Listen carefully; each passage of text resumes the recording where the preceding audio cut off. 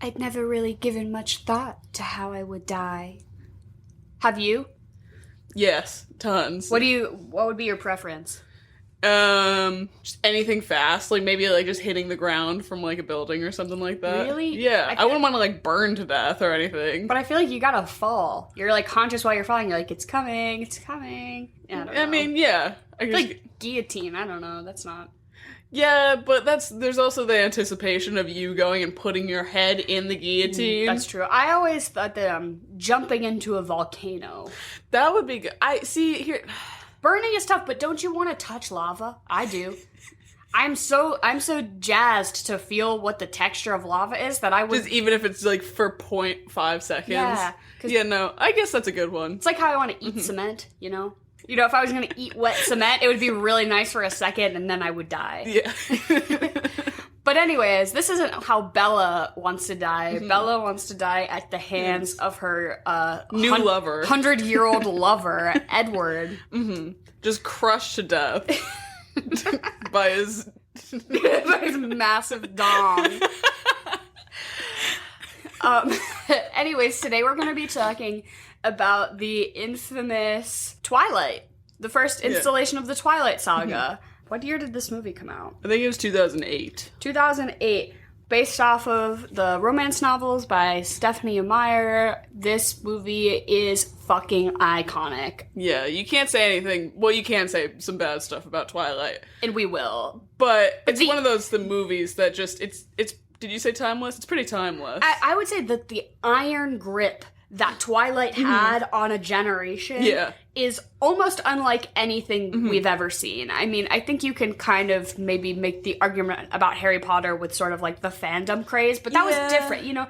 It's not really comparable. This was teenage girls going fucking apeshit in Barnes & Noble the night the new one came out. It and, took the world by storm. Creaming their pants. Posters and the Tiger Beat magazine on the walls, like fully. So yeah, Twilight. Yeah. We're doing Twilight today, and this is the swamp, which stands for some whack ass movie podcasting. And this is certainly a whack ass movie that we're going to be fucking talking about today. Let's try to do the podcast thing that a lot of famous podcasts do, where you introduce me and then I introduce you. So then for the rest of the episode, everyone's really confused about whose voice is whose. I don't know. I'm here, as always, with my lovely co-host, Emily. And I'm here with the always good, always fun, Miss Dara. See, and now for the rest of it, everyone's like, wait, which one is which? Yeah, okay. No, well, the only person who listens to this is my mom, and she knows my voice. So, hey, Jen. My mom actually watched this movie with us last night, and she had a lot of really hot takes. My mom was in on the Twilight craze. She loved all of the books. We went to all the premieres. You read all the books as well? Oh, yeah, yeah. I it read was all like the books. Me, her, and then my cousin, who was like older than me, you know? So it was like we had three kind of age demographics, but we all were like really into it. And yeah, we definitely like, we went all to the premieres and shit, and we were like really into it. Who would you say was the bigger fan? You or your mom? Oh, totally Jen. Well, okay, I would say like deep in their hearts, it was my mom, but on the surface level, it was totally me. Well, it was more socially acceptable for like a 13-year-old girl to be like raving about Twilight. And like, I didn't even think I was above it. I was totally that kind of kid that I didn't want to like the thing that everyone else liked, but I totally was like balls to the wall obsessed with Twilight. I didn't even hide it. So this like local thing that happens every year in the town that I live in is there are all these Christmas trees that get raffled off, and like different organizations I remember that. Donate all these Christmas trees. So like one will be covered in Dunkin' Donuts gift cards, one will be covered in like stuffed, you know, and it's like a thing, it's like a charity thing. But so one year I fucking won the Twilight tree, and it was a gray tree with all the ornaments that looked like the book cover. So like there was an apple, a chess piece, like a ribbon, and a flower. And then I already owned copies of all four books, but these like were brand new. So I had the Twilight Christmas tree in my room year round for maybe 2 years with the four books laid underneath it like a fucking shrine. And then it was in the corner, and then on either side I had the Jacob poster and the Edward poster. I was gonna ask if you had the posters. On either side, and I literally had a fucking like a Twilight shrine Christmas tree in my room, and people were always like, hey, you know it's March. like, you should take that down. And I was like, no, you don't get it. It's not a Christmas tree. It's a Twilight tree. Yeah. This isn't a concept that just goes away. It's yearly. It's a year-round thing. And I had, you know those, like, sticky frogs that you can, like, you get out of, like, the treasure chest at, like, the dentist or whatever. Yeah, and you, like, throw it out the wall and it sticks, I had one, and I named him Jasper, and then I put him on the ceiling above the Christmas tree, because Jasper was my favorite character. That's really interesting. That doesn't hold up. I don't stand by that. Yeah, do you remember reading the books and reading that Jasper was a Confederate soldier, yes or no? I don't think I knew what that meant. I feel like you should know. I should have known. Yeah, you're right. Maybe I just didn't piece it together. That is fucked up, though, that fully one of the characters that you're supposed to like, he's not even, like, a bad guy. It's like, the bad guy is Robert E. Lee. Like, no. He's, like, a sympathetic character that we're supposed to like. But I put that little sticky frog on my ceiling above the Christmas tree, and it stayed up there for, like, 10 years. Oh, my God. And, yeah, it never fell down, and it was always like, when is Jasper gonna fall? And he never did. And then when we moved, I had to take it down. I think you should have left it. And there was, like, a stain. No! Yeah, there was, like, fully, like, a frog-shaped stain on the ceiling from where I had left. Amazing. My parents were like... He'll always be there. Yeah, it was the fucking memory of my Twilight-obsessed years. Whoever lives there now has no idea the backstory. No, I bet, like, the spirit of Twilight radiates from that spot. Yeah. I hope the room belongs to, like, a teen girl. Yeah, a preteen. I wonder, like, what... Because I know, like, a lot of... I wouldn't say this is dystopian, but it's definitely, like, you know... Alternate universe. And, like, vampires, kind of, like, mystical creature. Yeah, there's werewolves, But, like, I think our generation had a lot of those, like, books that everyone read and was obsessed with. And I'm... Even as somebody who works at a library, I literally don't know what are the teenage crazed books right now. Like, I don't think teens read now. Yeah, that's TikTok. Yeah, no. We sound so old. No, but, like, I feel like when is the last time that a book series has had such a ubiquitous, just a grip on the youth. Yeah, because I know it was totally Harry Potter for a long time, and Twilight did it, and I'm gonna say definitely the Hunger Games books as well. Yeah, really. And Hunger Games launched, like, a new sort of dystopian thing. Like, a lot of the ones before that, it was sort of like the magical thing, Harry Potter, Twilight. But Hunger Games, like, launched that, and then there was, like, dystopian, and then there was, like, Maze Runner and Divergent. And, like, not as good, but in the pocket. Yeah, exactly. For sure. But, I mean, what's the last thing that teens read besides, like... I mean, John Green had a good grip on everyone, but that was still pretty much our generation. Yeah. I remember... So... Like, and this is embarrassing to reveal to everybody, but I take a lot of pride that my handles on social media have been the same for almost my whole life. And it's Okay Dara, and when people ask me why that is, I'm like, it just sounds really good. I'm just good at branding. It's Okay Dara because of The Fault in Our Stars by John Green. That's fully why I made it that in 7th grade. And that's so embarrassing. And I try to make up new reasons now. I'm like, I don't know. But yeah, it's because of that. And I hate that that's the origin story of It's a good handle still, though. I mean, as long as you... hide that fact. Yeah. As long as none of our 16 listeners put you on blast. I mean, they can. I deserve it, to be honest. I pretty recently read his brother. Hank Green. Hank Green writes too, and he writes kind of like more sci-fi books. Oh, I could totally see and that. they're pretty good. Mm-hmm. He's kind of got that same writing style, like very light, easy to it's easy to read. Yeah. They're not YA books, but they're pretty close to YA, I would say. Yeah. Anyways, that's not what we're talking about. What we're talking about is the Mormon religion. Oh my god, yeah, I saw this recently. Yeah, and I just Do you know about how it ties in? Because I don't know much about how it ties in. I know a little bit. Okay. So, from my understanding is that Stephenie Meyer, author of the Twilight books, also had a pretty, big influence on the movies. She worked pretty closely with the movies, because she wanted it to be a certain way, and everybody respected that. And the books did so well that they were like, okay, well, her opinions are clearly valid because it's working.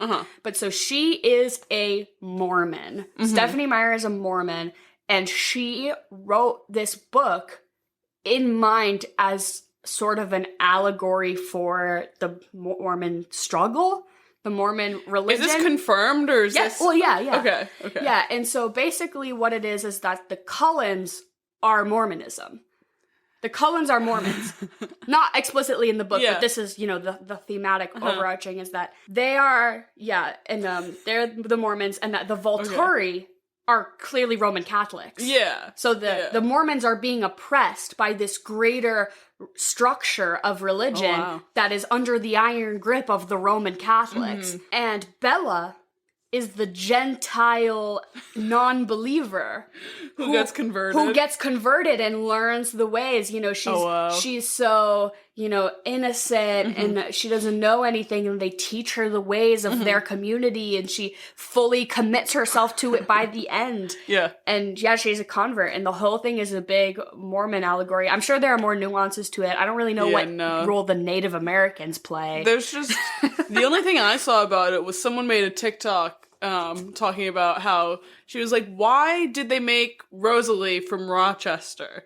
Because she's like this big, like, to-do woman in like the 1920s, like really quite fancy, like someone that would, like, you would assume was living in Manhattan almost. It's because there's a lot of Mormons, right? It's because the plates, the gold plates that I forget who Joseph Smith found were in Rochester. Yeah. No idea. No idea. Literally a wild fucking ride if you're not like super familiar with the history of the Mormon religion. I don't know a ton about it, but I did see the Book of Mormon on Broadway. Yeah. I feel like I know enough. And that's all you need to know, basically, from a pretty offensive standpoint. Yeah. But it's fucking crazy. It's a whole religion based off of, like, that somebody found gold plates in Rochester.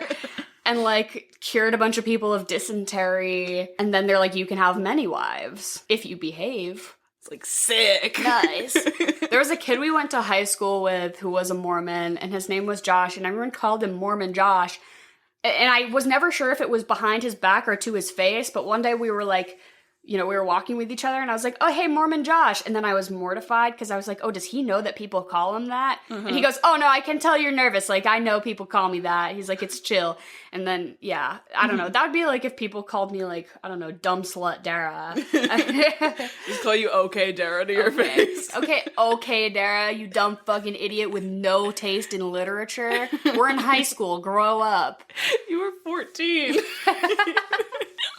Did you have a favorite book, like, of those series? Was there ever one that, like, captured your life? Are we talking John Green, or are we talking Twilight? I mean, like, Twilight, Harry Potter, Hunger Games. Like, were you really obsessed with any of them? Yeah, I was very obsessed with the Hunger Games. I read that entire series, or what is it when it's in, like, threes? Trilogy.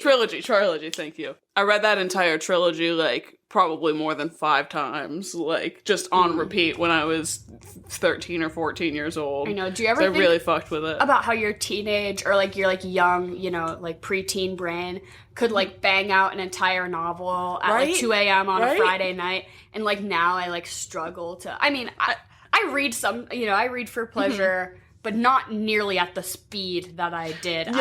Oh my god, no. I've started a lot of books within the last 6 months, but I can never finish them. I'm halfway through, like, 5 different books. Oh, that would kill me. Yeah, halfway is a lot. I usually decide by, like, page 40. I'm like, is this... Because, you don't want to get invested if it's not going to be it. But anyways, is it because the internet has rotted my brain? Is it because Twitter literally has my attention span No.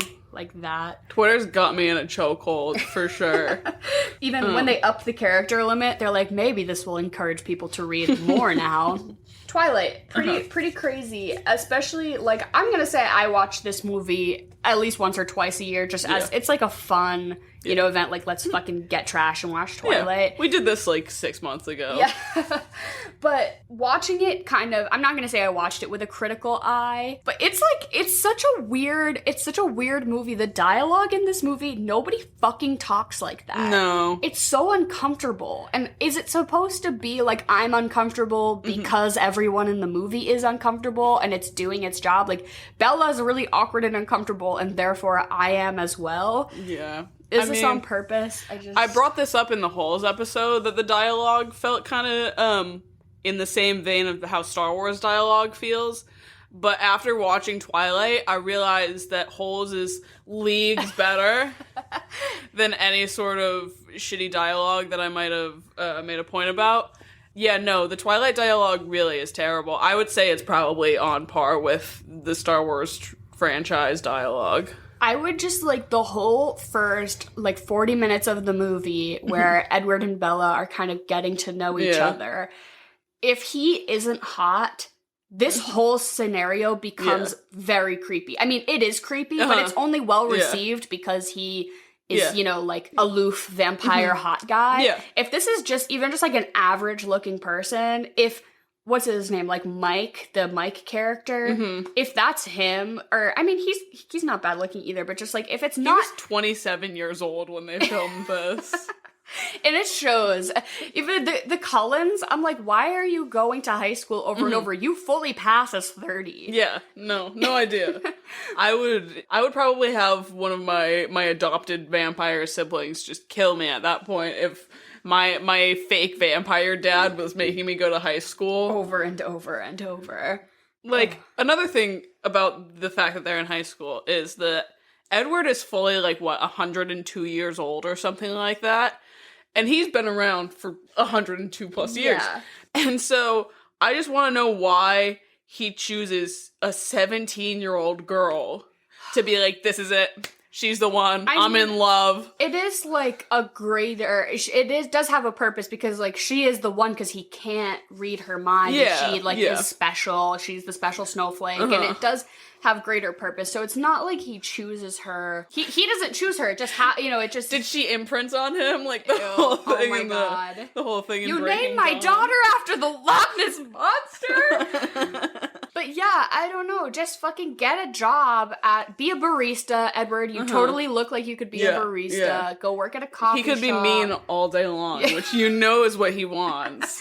And like, don't go to high school and don't interact with. It is quite creepy when you think about how he like watches her sleep and stuff. This is what I'm saying. If even vampire powers aside, the way he talks to her is so rude and creepy. Yeah, right? The whole first half that she loves it too, though, is the thing. But if he's an average looking guy or something, it becomes restraint order so fast. Yeah. He like fully gaslights her right after he saves her life. Nobody's gonna believe you. Yeah. He's like, I was right there. I was right next to your car. What are you talking about? And after they've had, like, one conversation, and he's like, we shouldn't be friends. And I'm like, you're not even friends. That's the foundation of this friendship is that you sit next to each other in biology. Yeah. I didn't realize that you thought we were friends here. Bella should have clapped back. She's like, so we're friends now? I didn't realize. She's just, like, she's such a lame character. Yeah, she sucks. She just has no agency, and she just doesn't advocate. I don't even know why she would advocate for herself, because she has nothing to advocate for. Like, she just has no opinions, no, like, motivations. Basically... Yeah, she's not compelling whatsoever. I don't know why this vampire that's been around since, like... the dawn of time. Yeah. Like, 1908 or something like that. Is like, this is it. This is the one. It feels a lot like we talked about James Bond falling in love with Vesper. It just doesn't make sense. But I mean, I really like how it's after maybe 2 weeks, she figures out that this kid's a vampire. And then she's like, dude, that's so hot. Let's date. Yeah, and then they go into the woods, and he's like, are you afraid of me? And she's like, no. And he's like, I'm a killer. You should be. And she was like, that's sexy. Which... I honestly, though, I think Bella is the fucking perfect character to make teenage girls. It's a blank slate for, like, young teenage girls to project themselves onto, because she's doesn't have enough defining characteristics that you can relate to her or not relate to her, but she is that blank slate. Ambiguous enough. But she has the qualities that most teenage girls have, which is awkward, clumsy, confused, desperate. Like, I think she has a lot of, like, baseline things that a preteen girl would see herself in. She's awkward, she's quirky, she feels isolated from her peers. She's not like other girls. Which is exactly how every 12-year-old girl thinks of herself. Yeah. So I think that this is fucking genius because really she wears Converse to her prom, and that like made me lose my mind. I was like, holy shit, that's the coolest thing I've ever seen. Have you ever seen those pictures of people like at their weddings that wear Converse? She'd be that girl. Yeah, I mean, I don't want to be a hater, but like, please don't wear Converse to your wedding. Yeah. I guess if at least wear like some Jordans. That's cooler. Some Air Force Ones. If you're really into Twilight, if you want to have a Twilight themed wedding and fucking the wedding in the fourth Twilight, I do think is quite beautiful. Oh, it's gorgeous. Yeah. The set, I mean, I don't even want to say the sets, but they fully filmed in Forks, Washington, correct? Yes? I don't know if it's but yeah, they filmed in the Pacific Northwest. Yeah, I mean... I guess it was miserable the whole time. It was, like, very cold and rainy, and the whole cast, like, didn't even interact with each other because that's how fucking miserable they were. So there was, like, no, like, fun cast dynamic whatsoever. It was like, let's just get this done because I'm fucking wet and cold.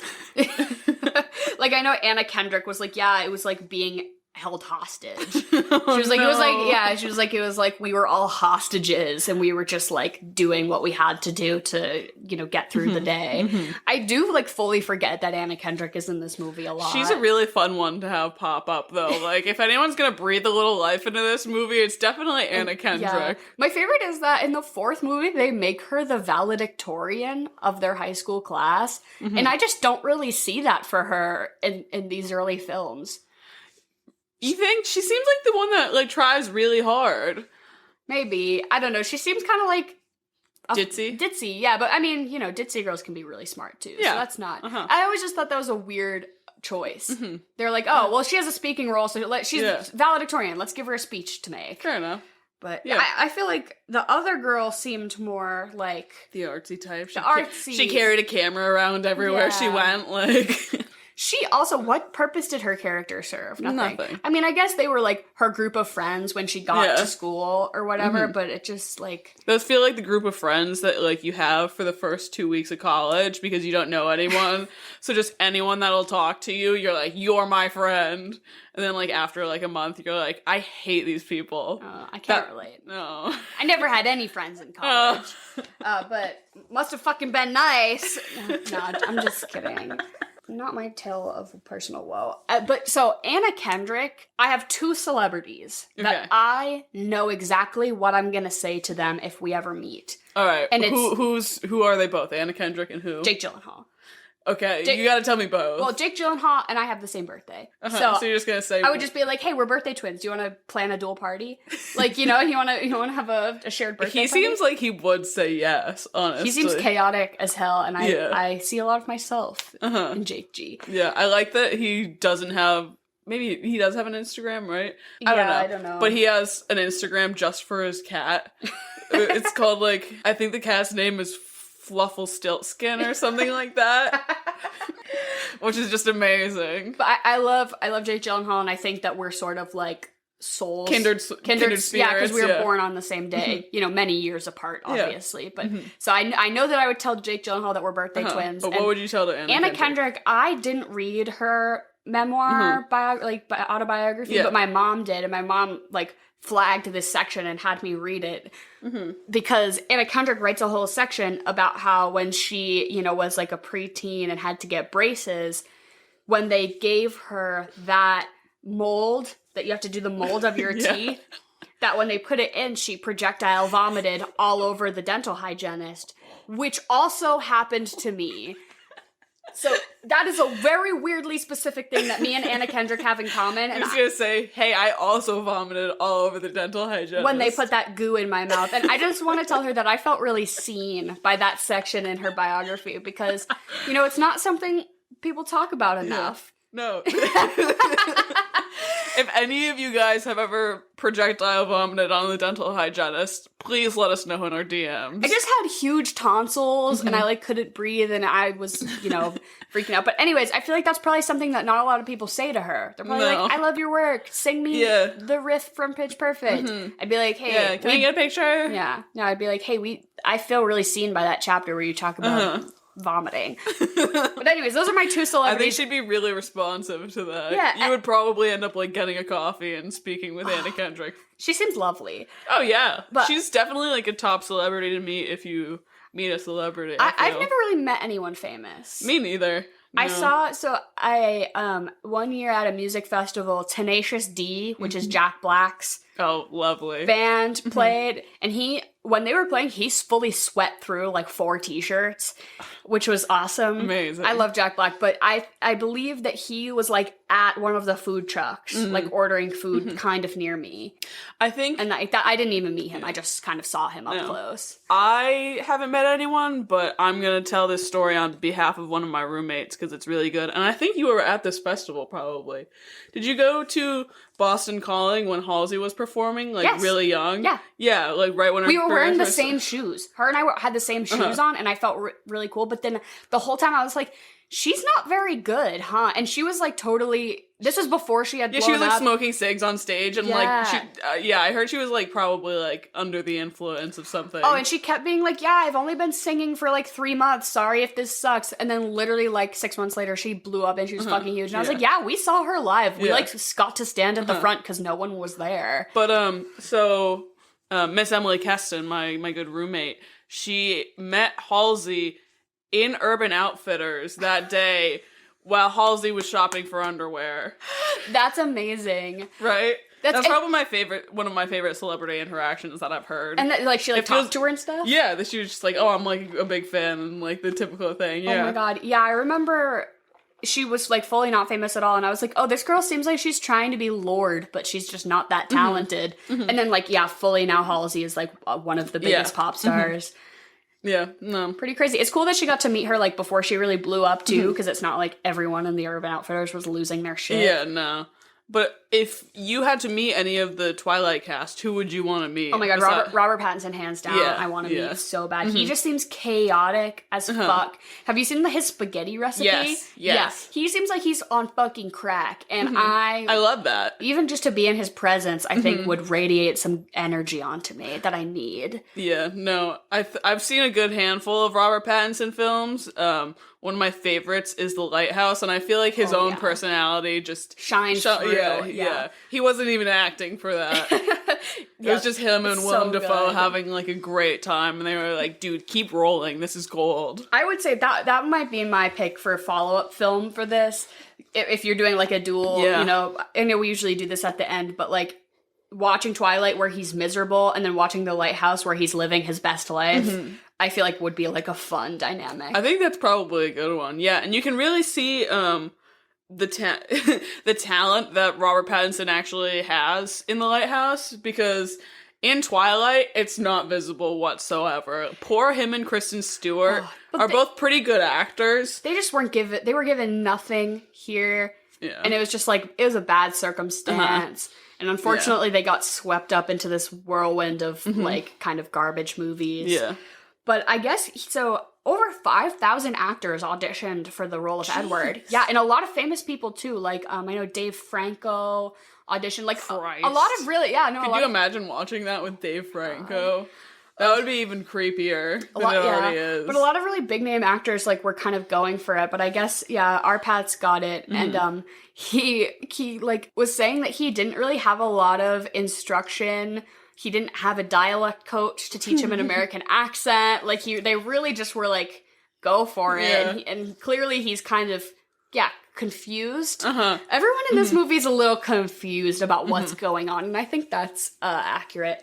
But I was reading earlier, I was trying to find some like fun facts, and this like just made me fucking crack up, that during the chemistry test between Kristen Stewart and Robert Pattinson, this is good. They do the meadow scene where they're laying in the meadow, but they just had them do it in a bed, you know? And so they start kissing, you know, because that's where they have their first kiss, right? Yeah. And do they have their first kiss? I don't know, actually. Well, I feel like they're just like staring tenderly at each other while he sparkles. Yeah. But I guess they had them kiss, for the purpose of the chemistry test. And the director was like, oh, he was getting a little too into it. Like, it was getting a little too hot and heavy, but she's like, but I appreciated the enthusiam, and we definitely could tell there was a spark there. And then Robert Pattinson later reveals that he just took a bunch of Valium before that, because he was so nervous for the audition that he just took a bunch of Valium, and that's why he was just, like, fucking popping off in this chemistry test. And I love that for him. That's so on brand. That's the R-Pats that I want. Yeah, no, I think their first kiss is in that scene where he literally has to throw himself into the wall after it. And she's like, what? If you crush me with your pelvis, it's fine. I want it. This is one of the things that Mormon Stephanie Meyer did kind of step in, because I guess that scene did get a little more, like, hot and heavy, but she stepped in and she was like, I don't want this. She's like, let's tone it down. I'm a Mormon. I'm a conservative woman. I don't want this. Even though she literally wrote one of the horniest series, like, she was making teenagers horny everywhere. So I just love the fact that 50 Shades of Grey was written because of pretty much this book. Yeah. So you can really see how horny it made not only children, but like fully grown women. Yeah. Yeah. Twilight fanfiction certainly, like, sparked a whole new genre within the fanfiction community, for sure. It really had a big impact, much like, a lot of other big fandoms like Harry Potter did. But so I read a lot of Twilight fanfiction growing up. I was really into, whatever book series I was into. Yeah, you'd read fanfiction. I would read and write a lot of fanfiction about it. But so one of my favorites, I don't remember the title because I read it so long ago, but I was one of my favorite Twilight fanfictions, and I always thought it was lame that they made 50 Shades of Grey into a movie and not this one. Okay. Because the plot was that Edward is a stripper. Nice. And Bella is a psychology PhD student. Okay. And she, like, wants to study him. But he's also a vampire. Okay, nice. And it's like, I think that's so much more interesting of a dynamic even than Twilight.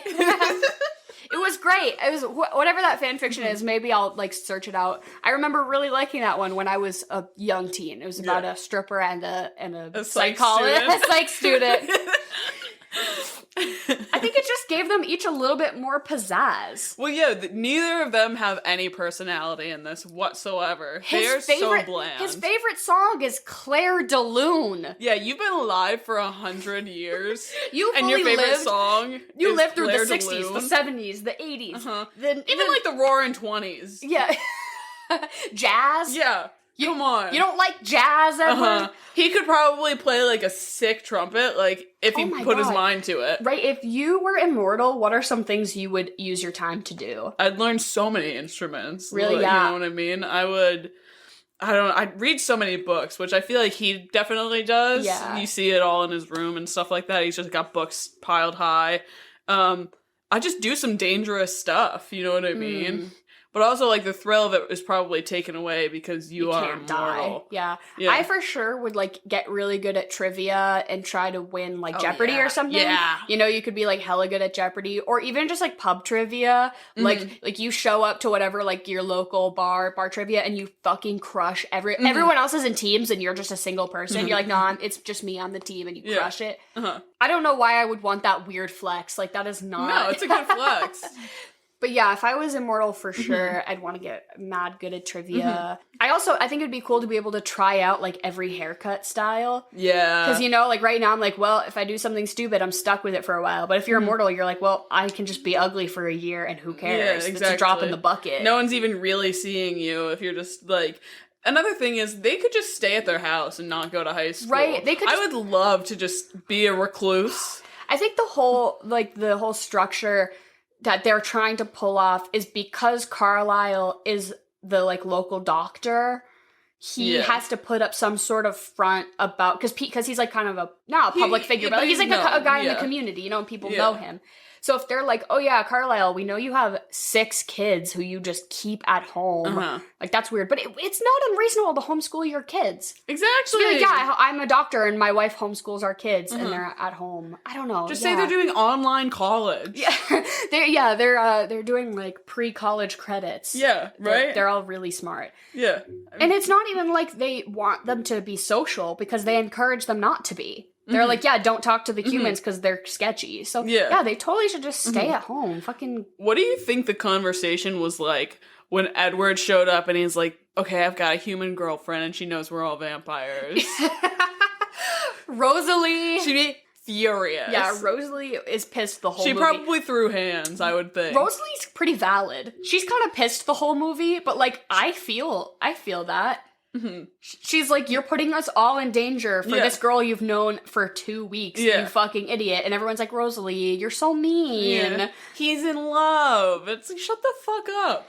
Just have Carlisle save another person's life, turn him into a vampire, and just pair up. Like, you know what I mean? That's what they've done the entire time. Which, like, also, the pairings just don't feel, like... organic. Or, like, it should happen. Like, I like Rosalie, who is just, like, mad and, like, this... with a himbo? No, that's perfect. But, I mean, Alice, who feels like the most progressive vampire in the family, is dating this... ex-Confederate soldier who definitely has, like, PTSD and, like...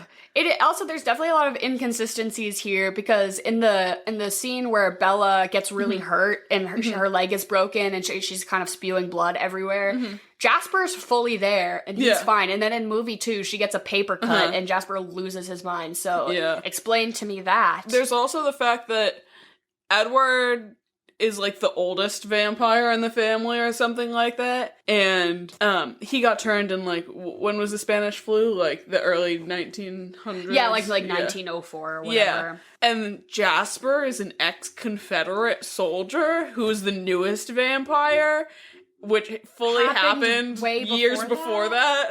Maybe. Just doesn't make sense. Yeah, that is true. Because you can't say he would be, like, 50 years old. He looks like he's in a 20-something, 30-year-old body. Was he a vampire already, and then they, like, just took converted him into the family or something? Maybe. I would have to look into it. Honestly, it's been a while since I read the books. Yeah, my mom, so I reread Holes for our last episode, because it's, you know, it was a really quick read. But my mom, I was telling her that we were going to do Twilight, and she goes, oh, well, you have to read the new one, The Midnight Sun, that's from Edward's perspective. Oh my god, yeah. She was like, you should read that one for your Twilight episode, and I was like, no.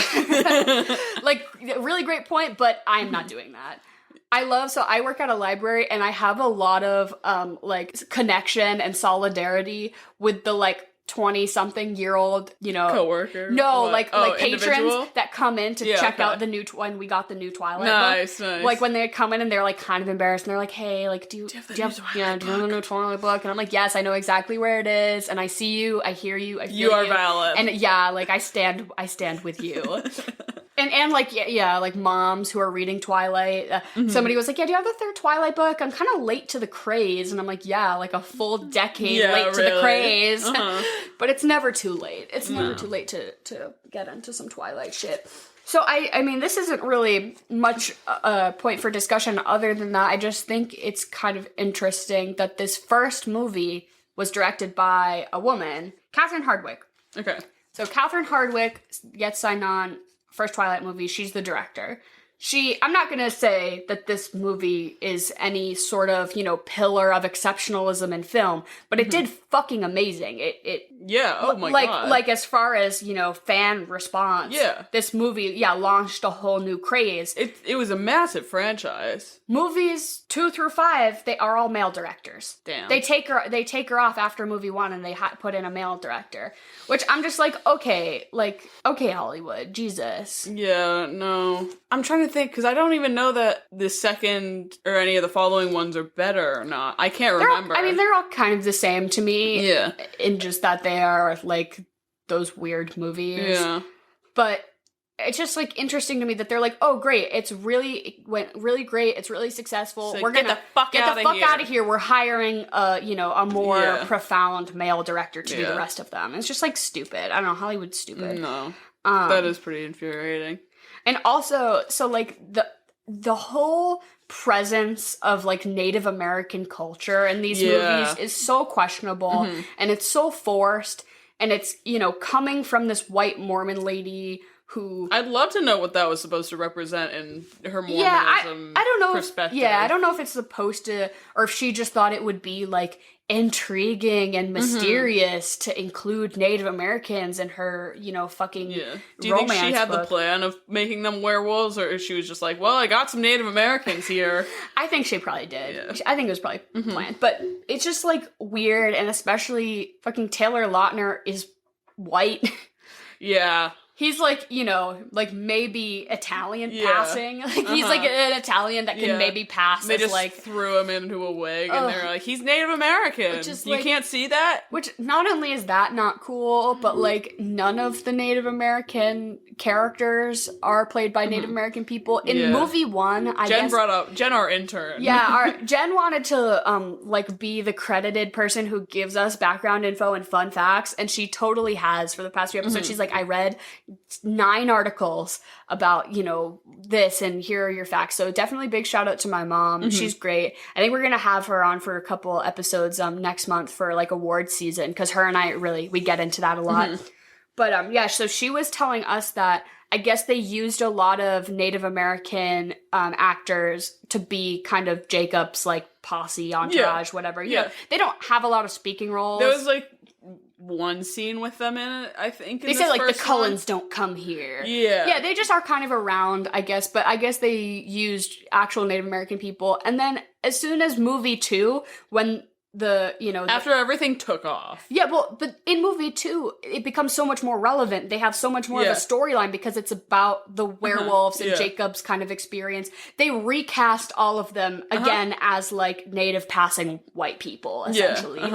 I think there's some Hawaiian individuals in the mix, and it's just it's just so cringe. And the whole, like, the white vampires versus the Native American local people is just such a, like, cringy dynamic that I just don't even know how to start to get into that. Yeah, no. It's certainly questionable, to say the least. But so we did kind of dive a little bit into a recast situation, where last night we were talking about, in today, present day, if they were going to do a Twilight reboot, who should we cast? And we kind of did, like, 1-to-1 cast. We kind of used this as a basis of what to, we picked, like, similar. If they were trying to do a sort of an accurate retelling of, the first Twilight movie, what we would do. But so we did pick an actual Native American actor to be Jacob, which would be pretty cool, In 2021, let's not fucking tell... So his whole story is so much about his culture and, like, his relationship with, his past and his ancestors. I don't want to say his tribe, but that's what they call it. Like, and then it's just so unfortunate that they kind of pushed all of that onto a bunch of white people. It's so cringy. Yeah. But anyways, Forrest Goodluck? He was in the Miseducation of Cameron Post. I think he was also in The Revenant too. He's a good actor, and he is definitely a good-looking guy, and he's in the age range. So he was our Jacob recast. Should we just go through the list? Yeah. I think we'll post some of these as, like, side-by-side pictures on our social media. Yeah, let us know what you think. Yeah, and if you have any, I also, like, a funny recasting would also be in the works for me, for sure. Yeah. Like, just make Bella Swan's dad Hannibal Buress. Like, that would be hilarious. Yeah. I think you would do an outstanding job. Like, a funny cast as always, but so we went for kind of more the serious route, and kind of, a 1-to-1. Yeah. So right off the bat, what kind of triggered us to start doing this recast was I was thinking that a modern day Bella, Diane Silvers, she's in really Ma, good. And she was in Booksmart. I love that she was in Ma. But she's definitely very up and coming, I feel. Yeah, and she's got the pretty moody vibe. Yeah, I feel like she totally has the face, like the big eyes, and, like, she could totally bite her lip and be kind of gangly and awkward, but also like really pretty, Yeah. She totally has the Bella Swan vibe. If she, if any of these people were willing to do a cringe movie. Yeah, exactly. And for Edward, we had 2 options.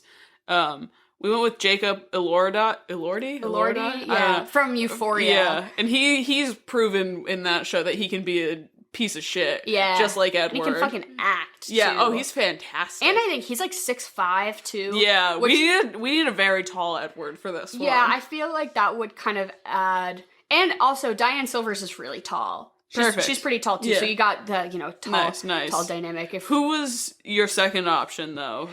Who was this person? David don't recall. Cornsweet. He is in that show Hollywood, the new Ryan Murphy show. Yeah. He really looks like a young Henry Cavill a little bit, and Henry Cavill was Stephanie Meyer's personal choice for Edward, even though he was definitely too old and too buff and too famous to be in this movie at the time it was made. But when she was writing Twilight, she kind of had a Henry Cavill in mind, which is hilarious because he is so not that to me. Yeah, like he is not Edward in any way. No. But I think this guy is kind of maybe like a leaner Henry Cavill, and he could maybe kind of pull off the more the moody, broody. And I think maybe that could bring a bit of lightness to the Edward character. He could maybe be a bit more likable. Yeah, I agree. Edward is very unlikable, and he could use a little I don't know, polishing maybe. Yeah.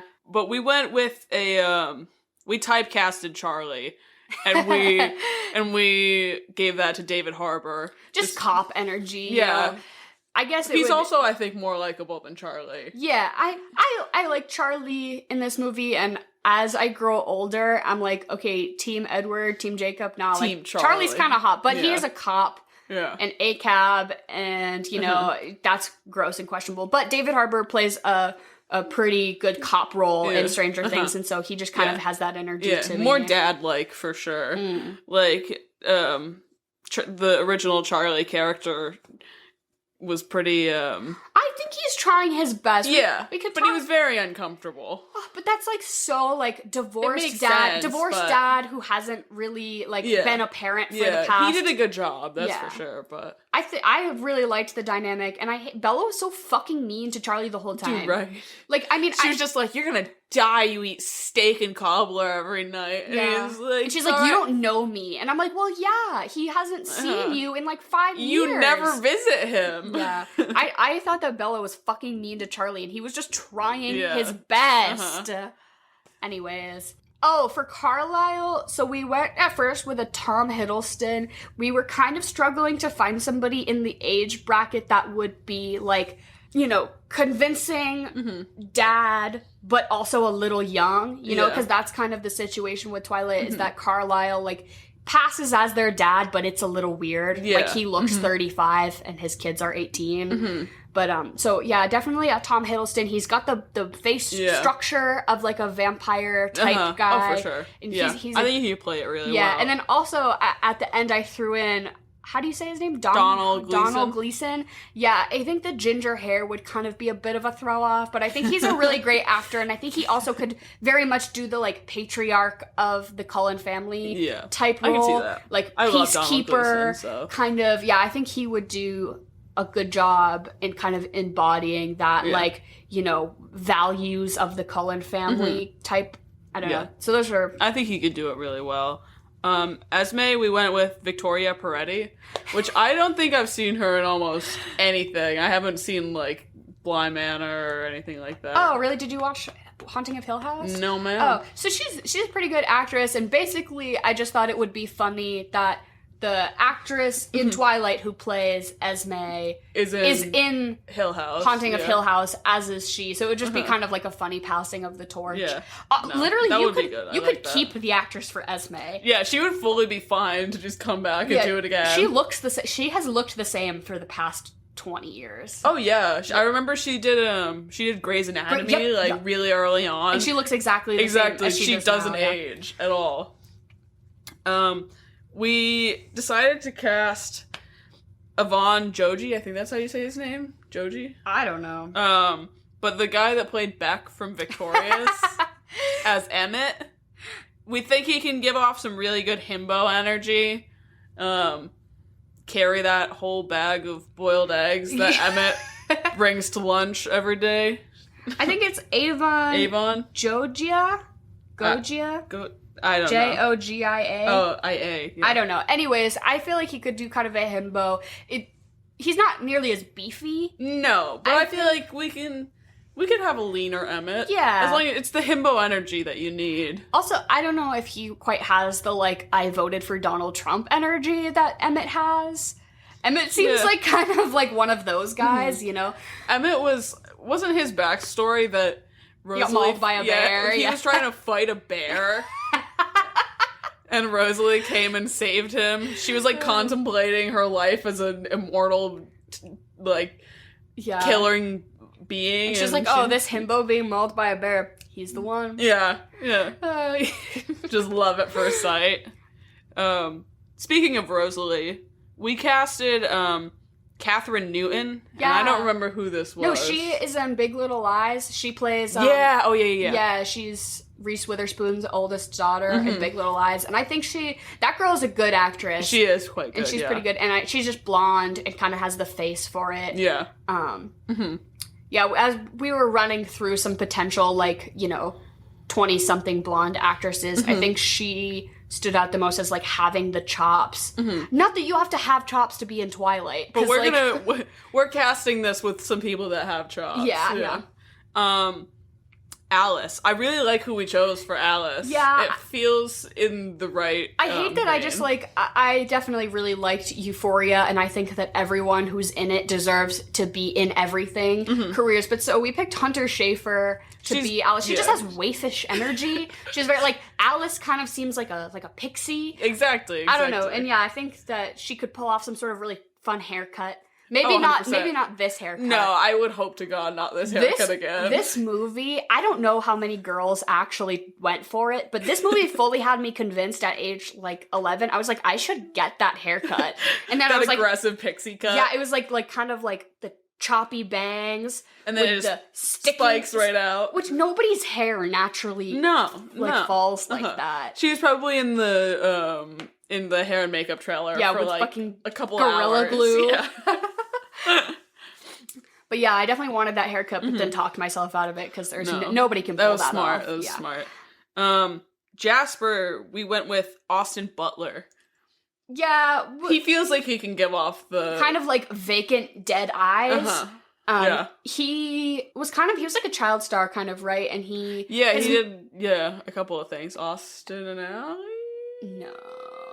That was after my time. That was Ross Lynch. Oh, shit, yeah. Ross Lynch, who played fucking Jeffrey Dahmer. He definitely did something, like, on the Disney Channel, he was like a Disney guy, but his most recent role of, notable mention is... Is he playing Elvis or something? Oh, I could see that. Yeah. But he was in Once Upon a Time in Hollywood. He played one of the, Manson guys. Yeah, he was the one, they break into his house, and it's him and, like, Maya...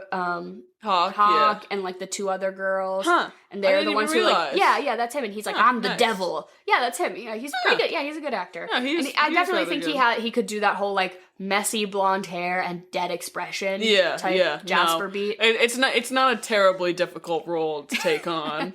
He's got maybe 2 lines in the entire movie. Oh, for Laurent, who is the one black person in this whole movie who has speaking role, basically, I wanted Winston Duke, who he is, he's in Black Panther, and he was in Us, and I don't know, I just like him, and I think he's great, and I mean, I think more people of color should probably be in this movie overall, but... If we're gonna be like, there has to be one black person, I think Winston Duke could, because he kind of, I think in Black Panther, he kind of brings that, like, very serious, but with kind of, like, punchy jokes, like, moments of like, funny, but while still being a very, like, intimidating and serious character, and I think for Laurent, that could kind of, play into that. Yeah. And I just really like him. Yeah. James. So we had a really tough time with James. Personally, I thought that Aaron Taylor Johnson could do a good job of it. Just like an angry blonde white man. Like, literally cast anybody who fucking cares. Yeah, really. And then Victoria. So we said... Oh, is this Olivia Cook? She's from Riverdale? No, Olivia Cooke is, she was in Sound of Metal. Oh, no, who's the girl from Riverdale, that we... No I don't know, idea. the girl with red hair from Riverdale at first was like, okay, who just looks like Bryce Dallas Howard? Yeah. And we just... But no, so yeah, Olivia Cooke, she was in Me, Earl, and the Dying Girl, and she was in Ready Player One. Mm-hmm. And most recently... She's fantastic. Yeah, and most recently she was in The Sound of Metal, where she kind of, she like had kind of frizzy red hair and no eyebrows, and she definitely... I loved the look for her. Yeah, she had kind of like chaotic energy, and I think she could definitely play like a sexy, cool, scary vampire girl. Yeah, 100%. She'd do that very well. But yeah, that's as far as we went to cast. I think we could get Anna Kendrick back on. I think this cast... No, Anna Kendrick should play Bella's mom. Oh my god. That would be great. That would be a good Is she old enough for that now? I don't know. We'd have to maybe age her up a little bit. Let me see how old Anna Kendrick is. I have a comment about Bella's mom. So Bella's mom divorces... She's 35. Oh, yeah, she could do it then. Yeah. So Bella's mom divorces Charlie, who's a cop. Bad move. Yeah, so she divorces... He's a cop, I don't know the dynamics of their relationship, but so she divorces him and he's a cop, and then she goes and marries a minor league baseball player, which is arguably the only profession worse than a cop. Like, yeah. If somebody tells me, like, oh yeah, I broke up with my cop boyfriend, I'm like, hell yeah, but they're like, but now I'm dating a minor league baseball player. Like, how did you downgrade? How did you downgrade from cop? You really have to work for that one if you're gonna downgrade like that. So... Fuck, marry, kill? Fuck, marry, kill. So, like, how do you account the vampires in this situation? They're over 100 years old. They're old enough. They are not minors. But if he got turned when he was 17... and he's eternally 17, are we counting him as underage? He's technically a high school student. I'm not. I know He's got the body of a 17-year-old, but it's not like... But we were kind of discussing, like, do you think that his mental development stops at the moment he becomes a vampire? You know what I mean? Like, your brain... I mean, he is a fucking idiot. Yeah. But, like, your brain doesn't stop, developing until you're 25 or so. Yeah. He gets changed when he's 17, and obviously he gets life experiences by living hundreds of years, but does his actual brain chemistry stay... at the, from the moment he was, is he frozen in time as a 17-year-old, or does he have the ability to? I'm gonna go with, I think he's aged, at least mentally, you know what I mean? Also... But then would they just get dementia? Would he just look like a 17-year-old, but like, because he's 100. Shouldn't he have Alzheimer's? I don't know. I don't think vampires can get Alzheimer's. I didn't know. Maybe not. We should ask Stephanie Meyer. Yeah, Stephanie Meyer, I'm going to have a very long email going your way with a lot of questions. As if she hasn't gotten so many of those. Yeah. But yeah, I think vampires for this... They're on the table. They're on the table, because without them, we also don't have many people to pick from. There are some adults. It's like Charlie, and then the other older vampires. Charlie, you can do the guy in the wheelchair. Carlisle, the other vampires who aren't in high school. I don't know. Yeah, it is kind of limited, so I guess we can consider them. We'll put the Cullen family on the table. Any of the actual high schoolers are not on the table for obvious reasons. So what about, out of the three younger vampire boys of the Cullen family, so you gotta pick between Jasper, Emmett, and Edward. I'm gonna kill Jasper for obvious reasons. I'm gonna fuck Edward, marry Emmett. Because I think a good himbo would just be really nice to have around, always. Oh, he seems like he could fix things. Yeah, exactly. I think I'm gonna kill Edward. Interesting. I'm gonna kill Edward. I'm gonna... I guess I'll fuck Jasper and I'll marry Emmett. Emmett seems like such a... Dependable. He seems dependable to me. Really? He gives me, like, conservative dad vibes. I feel like he was one of those people that, like, didn't pay attention to politics, but he just kind of went along with, like, what his parents said, but, like, once he got educated, he's like, wait. And then he, like, voted for, like, Bernie or something like that. You know what I mean? He, like, had a liberal girlfriend, too. Yeah, exactly. Okay. I just know that there's that TikTok that's, like, who out of the Twilight, family voted for Trump. And it was, like, or, like, who did each of them vote for or whatever. And it was, like, yeah, Alice voted for Jill Stein, obviously. But, yeah, I guess I'll stick by that. And so then, reversely, what about the girls? Women? So you have Alice, Rosalie, and I guess let's add an Esme. I'm gonna kill Rosalie because I just don't think I could handle that. Like, maybe, like, yeah, no, there's nothing that's really, compelling. compelling. Yeah. I'm gonna... See, Alice and Esme are really difficult because they both seem like just really nice ladies. Yeah. I think I would probably marry Esme and then fuck Alice because I just don't think that I could surround myself with the pixie energy all the time. I think that I'd want to be able to, but I don't think I actually could. Yeah, I don't have the patience for that. Yeah. Of her, like, her soft voice and her, like, she's, like, always doing ballet moves. Yeah, no. I think I agree with you there. Esme seems like a good wife. Yeah. I love when they're making Italian food for Bella, and they're like, how do you know she likes Italian? She's like, well, her name's Bella. Yeah. So good. No, she seems like a thoughtful one, which I like. And so out of all the vampires now. Out of all the vampires in the whole movie, or just the Cullen family? In the whole movie. Or maybe, I guess, all the adults. Who would you? So Charlie and the other, his friend.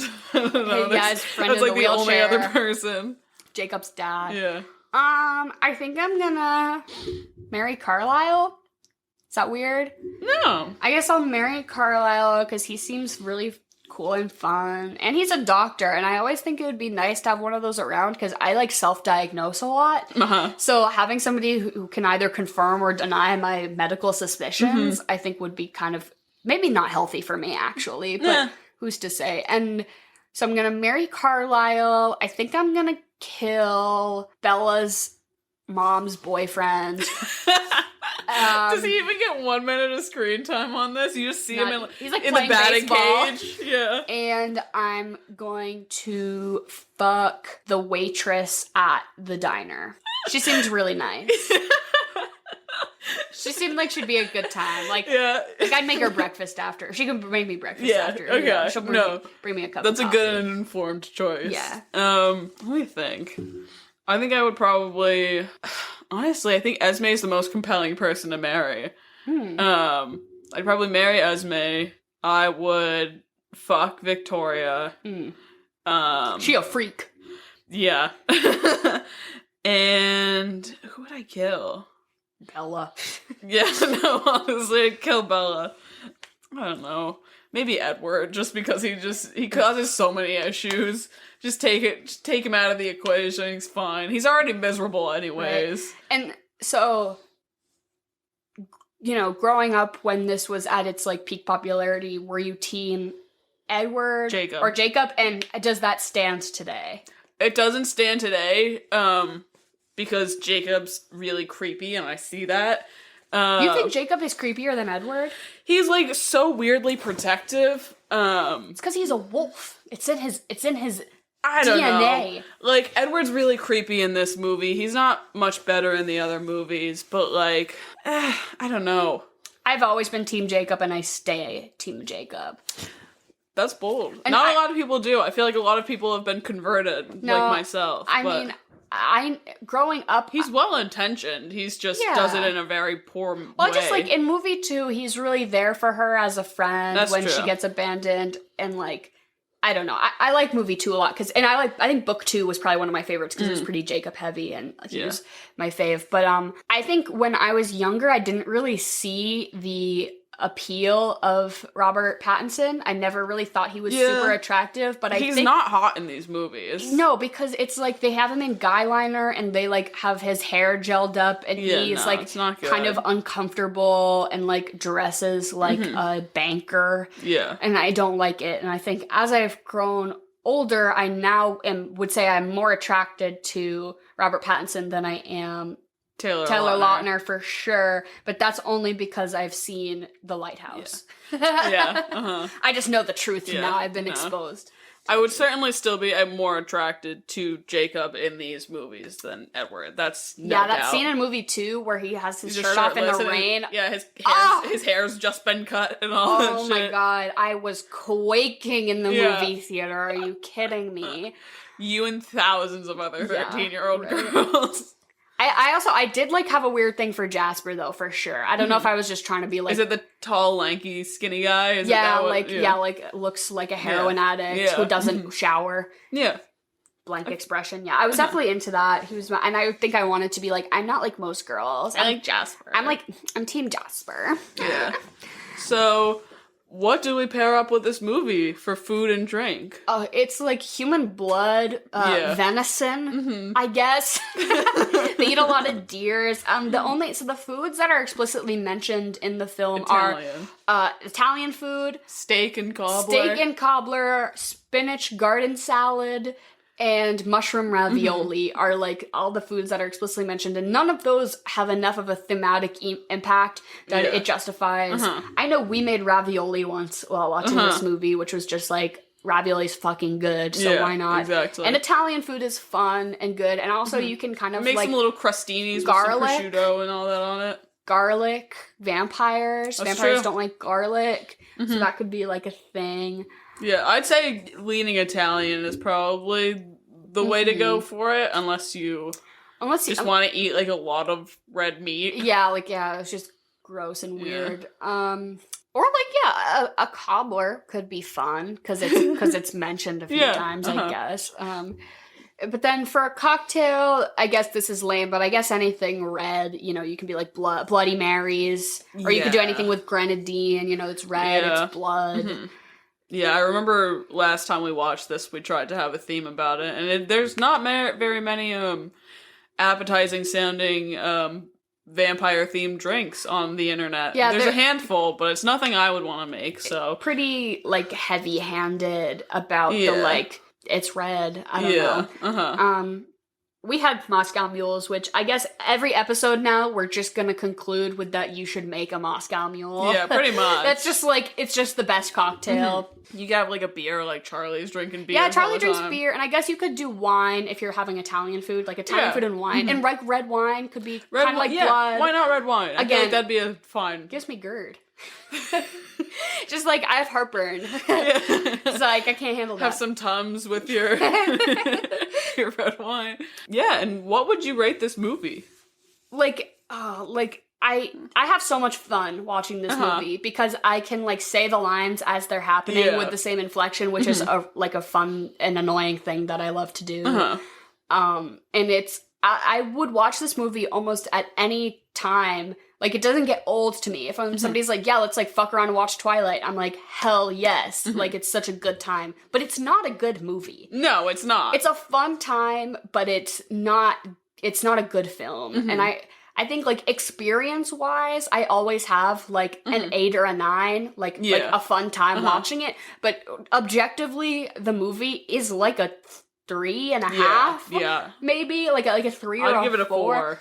And it's just, it sucks because, it does have a lot of good actors in it, but there's just, they were given nothing. Yeah. The dialogue is clunky and awkward. You have a lot of secondhand embarrassment. Oh, As you get older, you realize how fucking creepy Edward is. Yeah. Everybody is just, pressuring Bella to do one thing or another the whole movie. I was reading this thing pretty recently about love triangles. Interesting. And how... In order for it really to be a love triangle, it has to go 3 ways. So there would have to be some sort of some tension or not even queer, but just some sort of tension or dynamic or a little bit of romance between Edward and Jacob. Yeah. In order for it to I don't say it has to be a throuple, but it's more of an involved thing where this is the two of them backing her into a corner. Yeah. And saying choose. Yeah. It's not a love triangle. It's a V. It's the two of them being it's one or the other. Which if this movie was just a little more gay, I think it would have really been better. Yeah, certainly could have added. I don't know how the Mormons feel about gay people, but I'm going to go out on a limb and say Stephenie Meyer was not willing to make this a piece of queer cinema. No, I don't think so. I also would not. The queerest character in this is definitely Alice, and yeah, right. That's just kind of inferred. Also, this is not a feminist text. No. And then, I don't know, what would you pair it up with? I think The Lighthouse would be fun. I love, just keep going. Watch the second Twilight movie, watch the third Twilight movie, watch all of them, have a night. I think I binge all the Twilights at least once a year, like in order. You could do another vampire movie and maybe go with, what's the name of it? What We Do in the Shadows or something like that. Oh, yeah, that could be fun. Yeah, definitely another vampire a lot more, movie. a far more fun vampire movie, that's for sure. Yeah, are there any other good vampire movies? I'm trying to, maybe not. Like, Abraham Lincoln Vampire Hunter, definitely not. Yeah, no. Doesn't fucking Megan Fox play a vampire in something? No, but I was just thinking about Jennifer's Body. Yeah, that could be that could be fun. These are, I think both are pretty cult classics and around the same era. And she does, I mean, pretty much eat and kill people the same way a vampire would. And I think you could also definitely run with the theme of, like, popular book series from when we were in, like, middle school that got turned into successful movies. So you could go for a Hunger Games, a Divergent, a Maze Runner. I rewatched Hunger Games recently, and that's one that really does still hold up as a movie. Interesting. I haven't... Would you say Twilight holds up? In my heart, I love it. But it was never good. Yeah. It was never good to begin with. They really had us convinced for a hot minute that this was, like, the peak of cinema. Yeah. Oh my god, they're like, we put a blue Instagram filter on it. They had me fooled. Yeah. This is edgy and cool. So... All right. I think that's about all I have to say about Twilight. Genuinely, I will watch this movie over and over again. I think it's so fun. It's just stupid. You can't go wrong with Twilight. And, so the lion fell in love with the lamb, I fucking guess.